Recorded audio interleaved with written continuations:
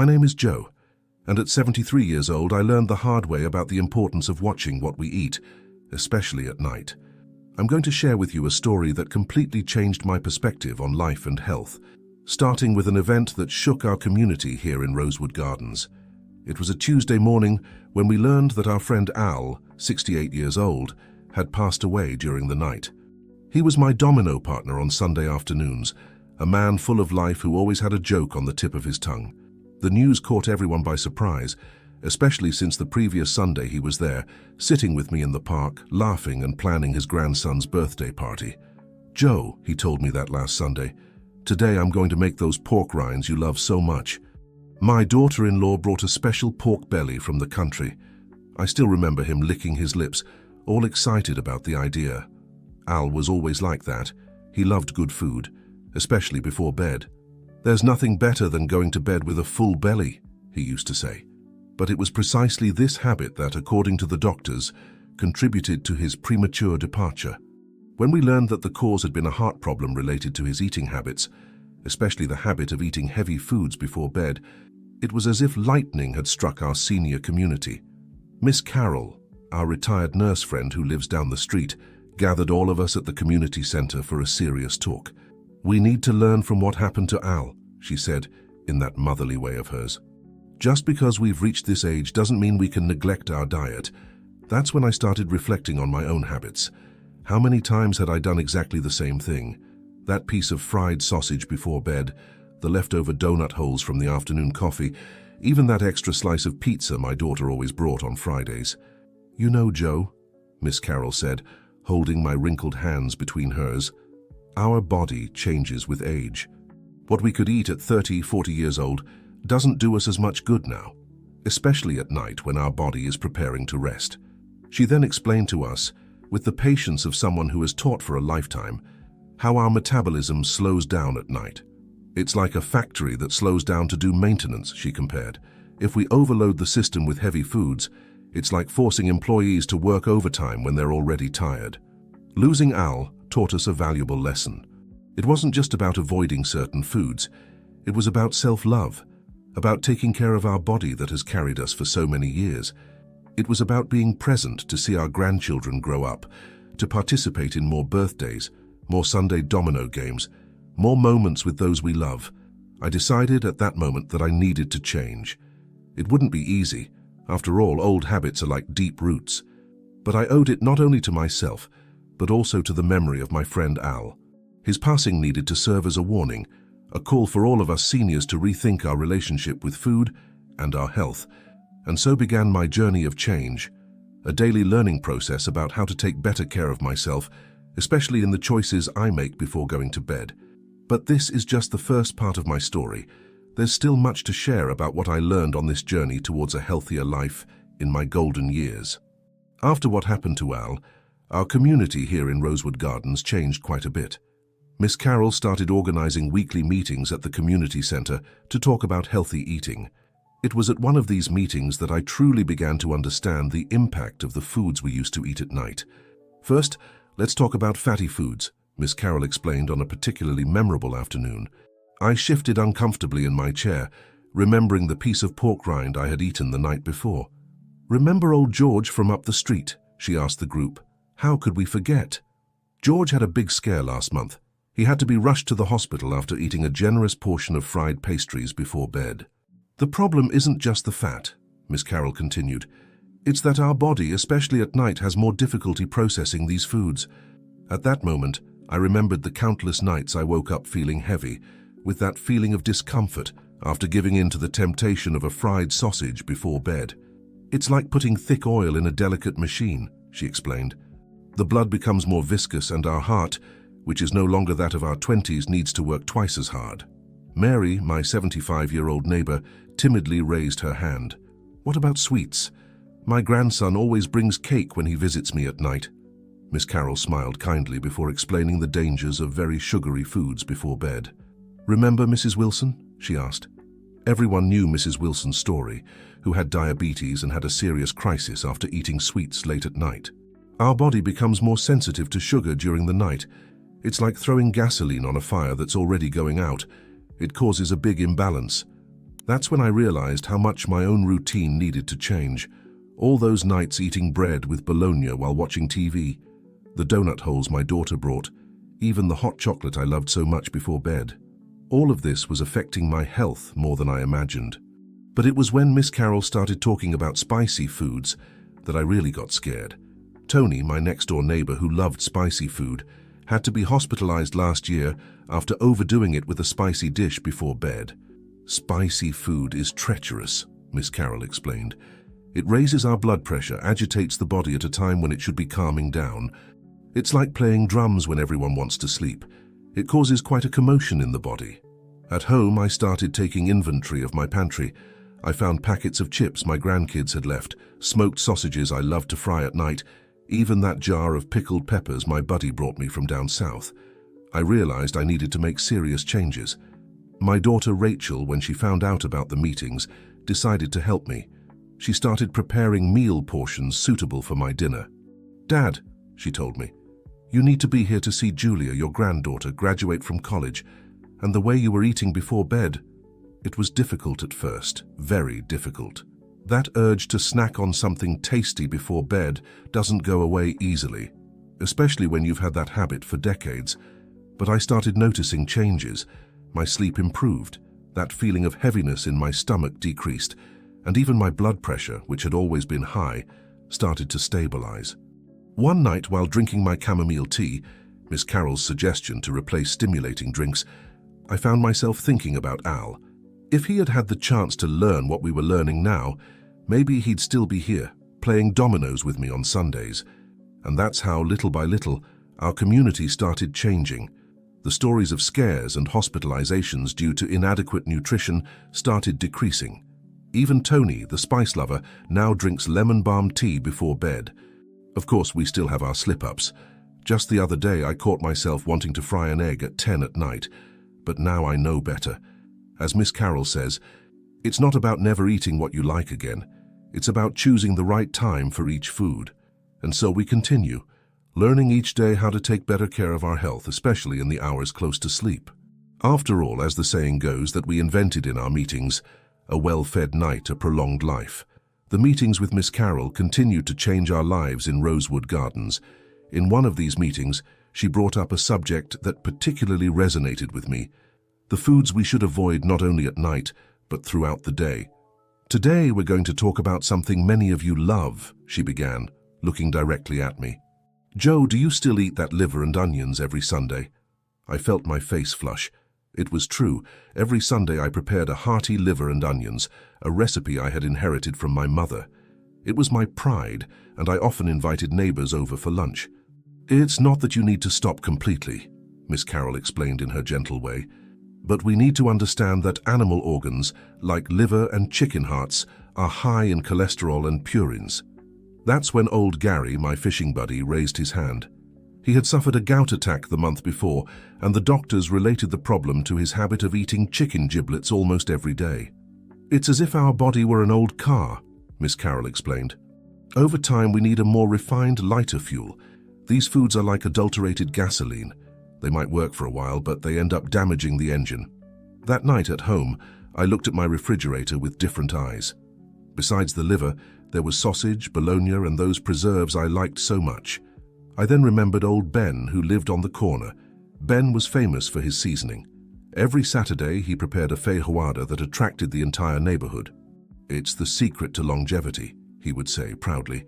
But 2 months ago, he had to be rushed to the hospital with sky-high blood pressure. The doctor was categorical. He needed to cut out processed meats and very salty foods. At the next meeting, Miss Carroll brought up a topic that generated a lot of buzz: fried foods. Margaret, who had been selling pastries at the fair for 30 years, was particularly attentive.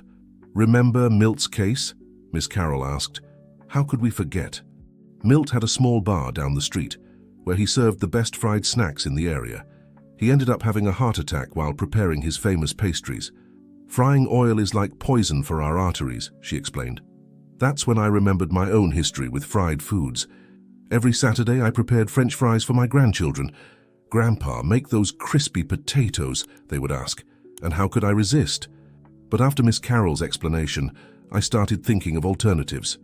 I learned to make seasoned baked potatoes, which to my surprise were just as successful as the fried ones.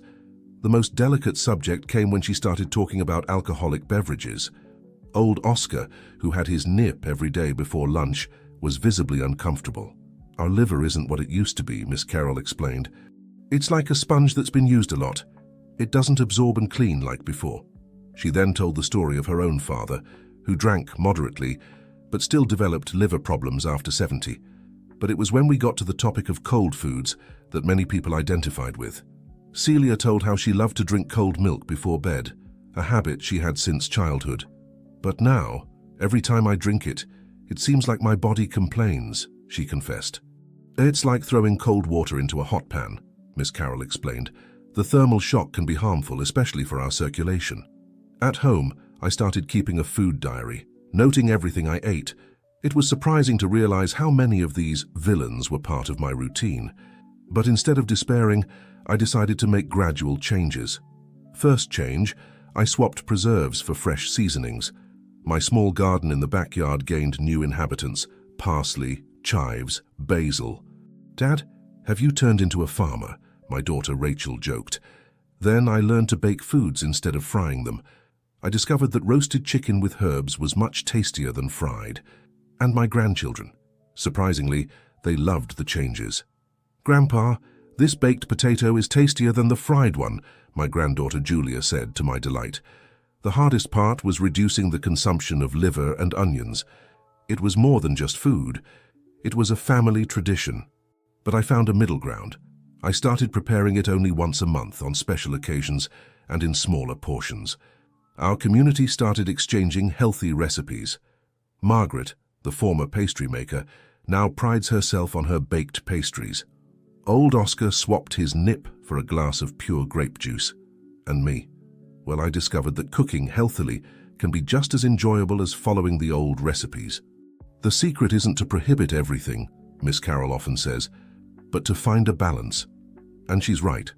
Little by little, we're learning that taking care of our diet doesn't mean giving up the pleasure of eating. It's just a different way of loving life and ourselves. Now, when I look at my new eating routine, I think about how much I've changed since that first meeting after Al's passing. Each meal has become an opportunity to take better care of my health, to be present longer in my grandchildren's lives, to honor the memory of friends who left too soon. It was a particularly cold June night when I had my own scare. I woke up around 3 in the morning with a strange feeling in my chest and a cold sweat that left me frightened.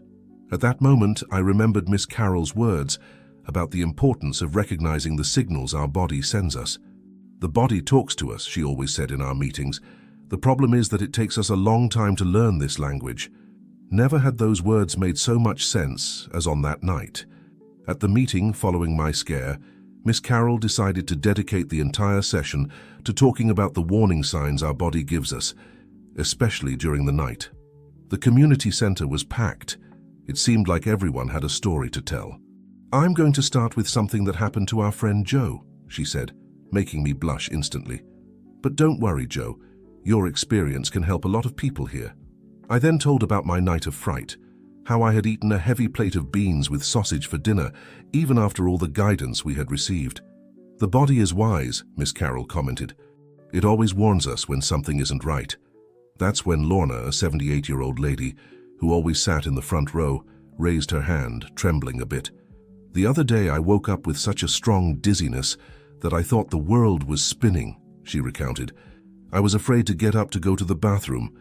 Miss Carroll took advantage of the report to explain about the different types of signals our body can send during the night. She took out a large poster she had prepared and began to list the main ones. "First, let's talk about sudden chills and fevers," she began. "Remember Bernard's case? How could we forget? Bernard, our neighbor from up the street, woke up one night with a high fever. The family took a while to realize something was wrong because he didn't want to bother anyone. When they finally checked on him, it was a serious infection that could have been treated earlier. If you wake up feeling abnormally cold or unusually hot, don't ignore it," Miss Carroll warned. "It's like a fire alarm. Better to check and find out it's nothing serious than to ignore it and regret it later." Teresa, who had lost her husband 2 years ago, raised her hand with tears in her eyes. My Tony complained about difficulty breathing for several nights. I said it was just tiredness, that it would pass. Her voice faltered, and everyone in the room felt the weight of that memory. Difficulty breathing or chest pain should never be ignored, Miss Carroll emphasized, her voice more serious than ever. They're like a red light on the car dashboard. They need immediate attention. That's when I remembered my own father, who used to say that real men don't complain about pain. How much has this mentality harmed us? How many friends have we lost because of this silly pride? Jack, an 82-year-old gentleman who always participated in the meetings despite mobility difficulties, shared his experience with cardiac arrhythmia. "It starts like an off-beat drum in your chest," he described. "At first I thought it was normal for my age until the day it was almost too late." Miss Carroll took the opportunity to talk about the importance of paying attention to irregular heartbeats. "It's like an out-of-tune orchestra," she explained. "When the rhythm is off, the whole ensemble suffers." Dizziness and vertigo were another topic that generated much debate. Clara told how she started feeling frequent vertigo during the night, but didn't tell anyone for fear of losing her independence. "Until the day I fell going to the bathroom," she admitted. "Only then did I realize I needed help." "Dizziness is like a traffic warning," Miss Carroll explained. "Sometimes it indicates that we need to slow down, other times that something more serious needs to be checked." Abdominal discomfort, something I particularly knew well, was the last topic of the night. How many times had I woken up with that bad feeling in my stomach, that heaviness that seemed would last forever? "The stomach is like our second brain," Miss Carroll said. "When it complains, we need to listen carefully." She then told us about different types of abdominal discomfort, and when each one could be a sign of something more serious. That night, I went home thinking about how many times I had ignored my body's signals. How many nights of discomfort could have been avoided if I had paid more attention? I started keeping a diary of nighttime symptoms, something Miss Carroll had suggested. I noted anything different I felt during the night. At first it seemed like an exaggeration, but soon I noticed patterns, certain foods that always caused discomfort, times that were more problematic. "The body has an ancient wisdom," Miss Carroll often says. "Our task is to relearn how to listen to it." And so, little by little, our community was learning this new language, this way of taking care of each other by paying attention to the signals our bodies send us. Today, when I wake up during the night, I no longer ignore what I feel. I've learned that there's no shame in asking for help, in admitting that something isn't right. After all, as Miss Carroll says, better a false alarm than a late regret. It's been a year since we started our meetings at the Rosewood Gardens Community Centre. A year since we lost Albert, a year of learning, changes and discoveries. Today, at 74, I can say that I feel more alive and willing than I have in a long time. In one of the last meetings, Miss Carroll surprised us with a simple but profound question. "What do you think it means to age healthily?" The initial silence was broken by Mr. Gilbert, who at 85 was the oldest in the group. "I thought it was just a matter of luck, but now I know it's much more than that." Miss Carroll smiled and began to talk about the importance of regular checkups. I confess that I was one of those who only went to the doctor when something was already wrong. "Men don't need doctors," I used to say, repeating what I had learned from my father. That's when she told the story of Mrs. Judith, who discovered a heart problem during a routine checkup. If she had waited for symptoms to appear, Miss Carroll explained, it could have been too late. That made me think about how many times I had postponed important exams. Now I keep a schedule with all appointments marked: cardiologist, ophthalmologist, dentist. My daughter Rachel was so surprised by the change that she even joked, "Dad, have you become friends with the doctors?" But it wasn't just a matter of medical exams. Miss Carroll always emphasized the importance of keeping the body moving. "It's like a machine," she would say. "If it stays still, it rusts." That's how our walking group started. Every morning at 7 o'clock, we meet in the square. At first it was just me and 3 other friends. Today, we are more than 15. There's even a waiting list to participate in the stretching group that Mr. Robert, a former physical education teacher, started giving after the walk. "You should see Joe playing ball with his grandkids," Mrs. Margaret commented in one of the meetings. It's true, before I could barely run after them in the backyard. Now I make sure to participate in the games, of course with moderation and respecting my limits, as Miss Carroll always emphasizes. The issue of nutrition continued to be fundamental. We learned to create balanced menus, to choose healthier foods, to cook in different ways. Our community garden, which started with 3 beds, now occupies the entire empty lot next to the community center. Every vegetable we plant is one less medicine we need to take, says Mr. Anthony, who has become our urban agriculture specialist. Who would have thought that the same man who couldn't live without his hot sauce would now be the neighborhood's biggest enthusiast for natural food? But it was when Miss Carroll started talking about the importance of first aid that I realized how much we still had to learn. It's not enough to just take care of your health, she explained. We need to know what to do when something goes wrong. We then organized a basic first aid course with the help of the health center. We learned about the recovery position, how to act in case of choking, the signs of a stroke. Knowledge saves lives, Miss Carroll repeated, and how true that is. Last month, Mr. Charles managed to help his wife who was choking using the maneuver he learned in the course. If it weren't for what I learned here, he said emotionally, I don't know what would have happened. But perhaps the most important lesson we learned was about mental health. There's no point in taking care of just the body if the mind isn't well, Miss Carroll would say. That's how we started our game afternoons, our knitting groups, our conversation circles. For me, who had been isolated since my wife Mary passed away, these activities were a true revolution. I discovered that I wasn't alone, that there was an entire community willing to share joys and sorrows. Grandpa, you're different, my granddaughter Julia said the other day. You're happier, more willing. And she's right. I learned that aging doesn't mean giving up on life. On the contrary, it's an opportunity to live it more consciously and meaningfully. Today, our Rosewood Gardens community is different.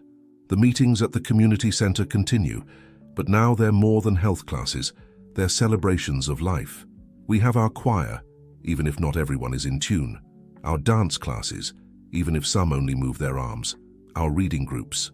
We don't stop learning just because we got old, Miss Carroll often says. And how right she is. Each day is a new discovery, a new chance to do better, to live better. Albert, my friend who left us too soon, would be the first to approve of all these changes. Sometimes during our morning walks when the sun is rising and the air is fresh, I can almost hear his laughter, see his approving smile. And so we go on, one day at a time, learning to age with grace and wisdom. As Miss Carroll says, age is just a number.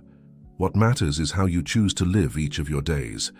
Now, when I look back at that Joe from a year ago, I barely recognize that stubborn man who thought taking care of health was a woman's thing. Today, I know that every choice we make, every habit we change, every step we take towards a healthier life is a form of love. Love for ourselves and for those we love. And you who are reading my story, remember, it's never too late to start. As the saying we invented in our meetings goes, the best age is the one in which we decide to live better.